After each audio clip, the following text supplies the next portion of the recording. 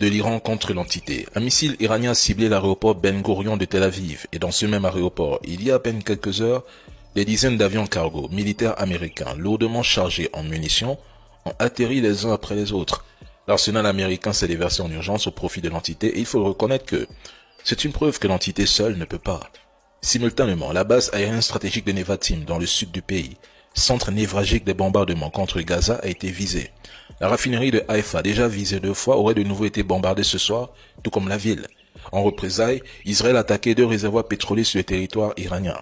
L'armée iranienne affirme avoir ciblé des quartiers généraux militaires et des centres de décision en Palestine occupés. Mais la riposte iranienne ne fait que commencer.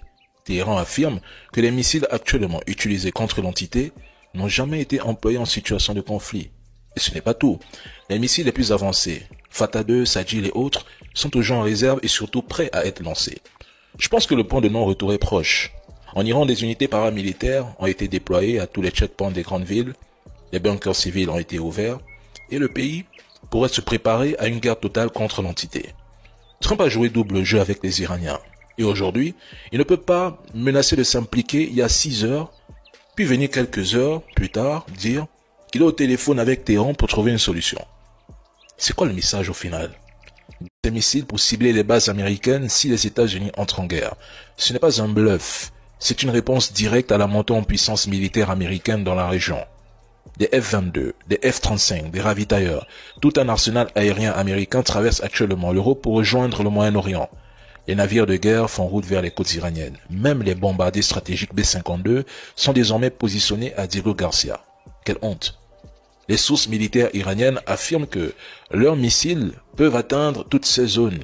Et franchement, au vu de ce qu'on vient de voir, il serait irresponsable de sous-estimer l'Iran. Je vois pourtant des gens enterrer l'Iran trop vite. Pourquoi? Et ce que je ne comprends pas, c'est cette incohérence.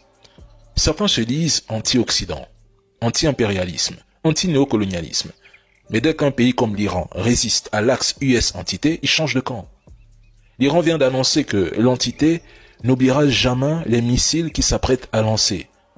Et plus ces jours passent, plus on réalise que cette guerre ne ressemble à aucune autre. Oui, l'Iran ce n'est pas la Libye. Il ne prévient pas, il exécute. Et faites le constat. Au début, l'entité nous inondait d'images d'interception, fière de montrer ses missiles, stopper ceux de l'Iran. Aujourd'hui, silence total. Plus d'images, plus de preuves, plus de journalistes, plus rien. La censure a remplacé la propagande. Combien de batteries de défense aérienne ont été détruites? Combien ont été contournées? Personne n'ose en parler parce que ce sont des choses qu'il faut éviter de dire.